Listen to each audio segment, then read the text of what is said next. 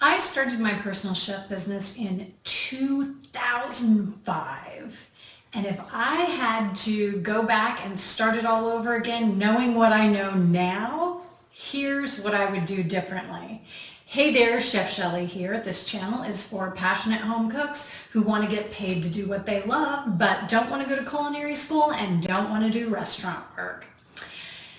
So the number one thing that I would do differently if I got to go back and start all over again, but knowing what I know now, is I would not bother doing small catering events, boutique catering. I wouldn't do cooking classes. I wouldn't do cooking demos.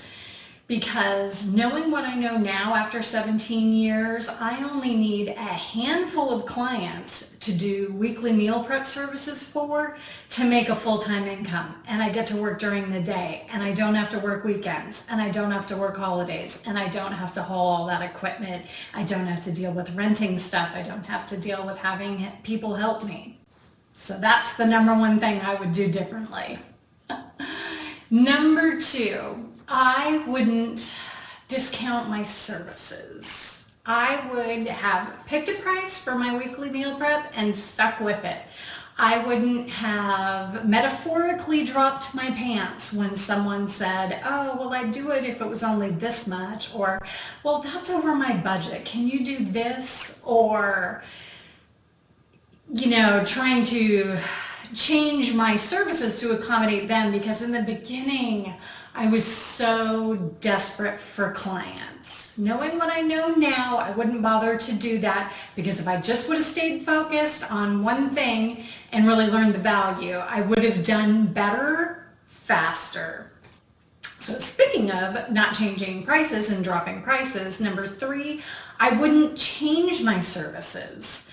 I like to start out with a 5 entree. That is about a weekly meal service. Now, if someone wants to, this is different. If you live near a big retirement community and you're going to be dealing with seniors or something, and you really want to market a 3 entree, 2 servings of each one service at a lower price point, and that's what you're going to base your whole business model around and stuff, then go for it.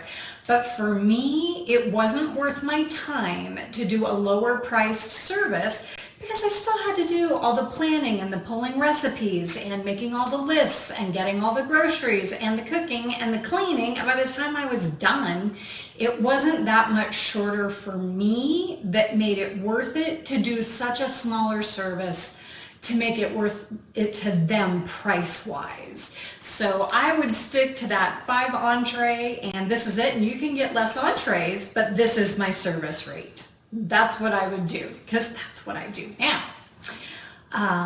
The next one, I would not travel as far. I live in the suburbs of a huge metroplex, but I am about 30 miles north. So I started going pretty much anywhere, because again, I was so desperate for clients. But that thing is, when you really are doing your own business like this, you have to account for your time, and travel time is a big part of that, especially if it takes you out of where you want to get your groceries, if you forget something and you have to deal with their area or traffic or anything else. So the farther I go in my business too, the smaller my service area gets, because it's just not worth it to me to do travel. Again, when you are doing mainly weekly meal prep in your personal chef business, you have 1 client a day. If you're busting your ass, you can do 2 clients in one day. I don't do that either now. I've done it before. But you only need 5 to 10 clients to have a full roster. So look around at your area. Are there 50,000 people, 100,000 people, 1 million people right where you live, not driving 45 miles away? You certainly don't need to go that far to find 5 to 10 people who want you to cook for them, I promise. So next, and a lot of this has to do with my services and getting clients, I would focus my marketing instead of just trying a little bit of everything. You know, in the beginning, again, you don't really know what's going to work, and I tried everything. I did a lot of networking stuff, everything from the Chamber of Commerce to BNI groups. I did flyers and business cards. I took samples to doctors' offices. I, did social media. I did paid advertising. I did direct mail. I asked clients for referrals. I asked people I knew for referrals if they weren't interested. I did everything. And a lot of those are really great ideas. As a matter of fact, you can talk to a personal chef who's had a $100,000 business built on any one of those. And that's the issue right there. On any one of those. When you are spending all your time trying all these different things and you try it once and it doesn't work right away, so you quit doing it, you cannot be successful like that. Nothing will work if you do it like that. And I really had to learn over the years that to have patience in my marketing, to learn what I wanted to do, because again, you can talk to a personal chef who gets all their business from Facebook. You can talk to a personal chef who gets all their business from paid ads, all their business from Thumbtack. You can talk to 1,000 chefs who hate Thumbtack with a fiery passion. You can talk to personal chefs who get great business from Yelp. You can find 1 million personal chefs who think Yelp is the spawn of the devil. So really, when it gets down to it, if I would have just had that passion to dial in 3 things in my marketing and work them, I would have had a full client load a lot faster. Speaking of one of those things I mentioned, here's another thing I personally wouldn't do. I wouldn't waste my time on paid advertising.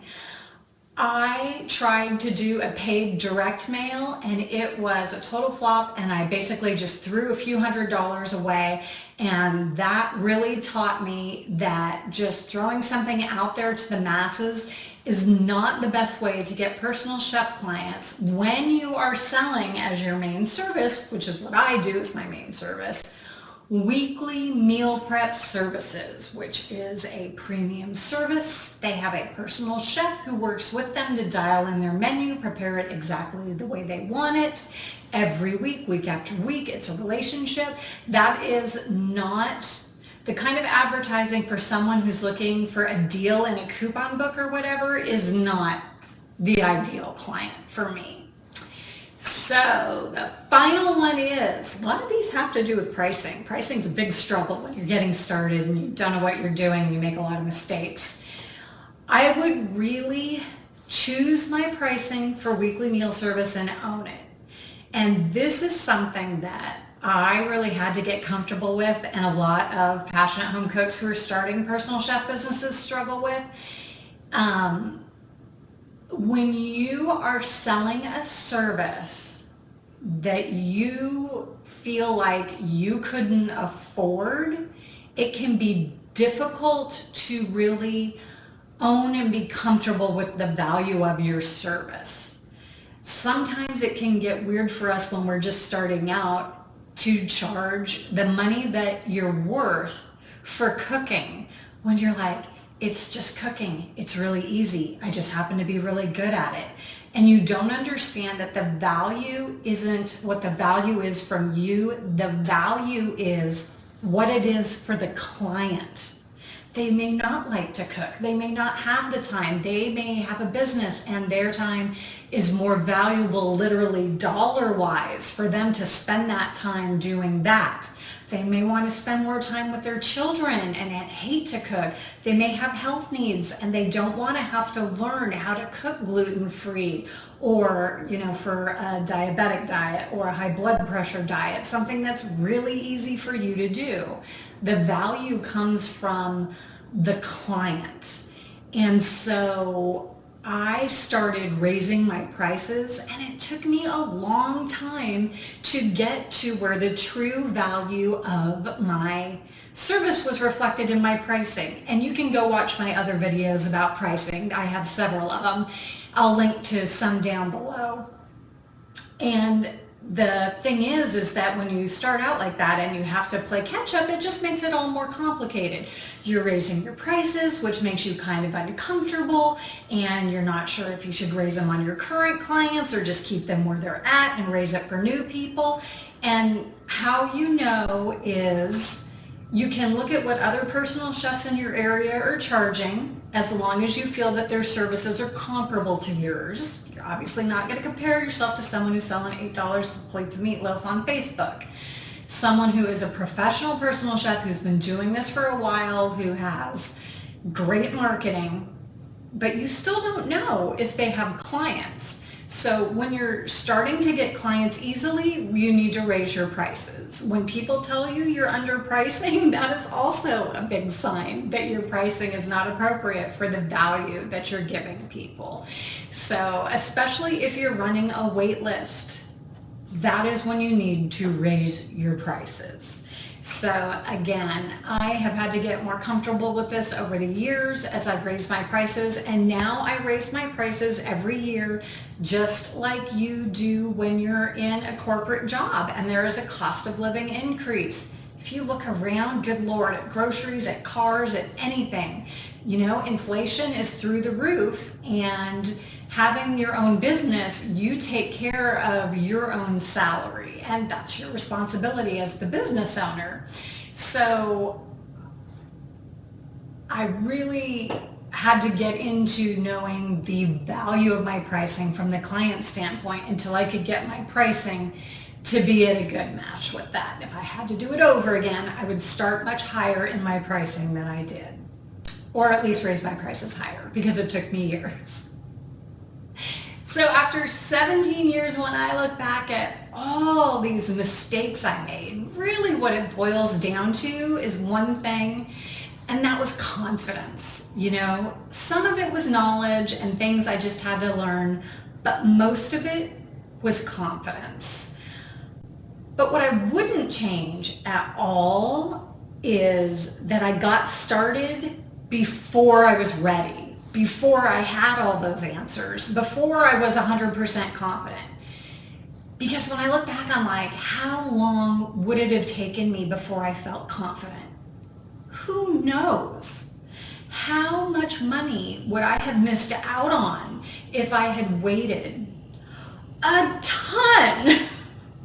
And more importantly, what would have made me feel confident besides getting out there and doing it? By practice cooking for myself, practicing on my family, practicing on friends, and then taking the leap to getting paying clients. Because that is how you get confident, by doing it. It's that experience by doing it.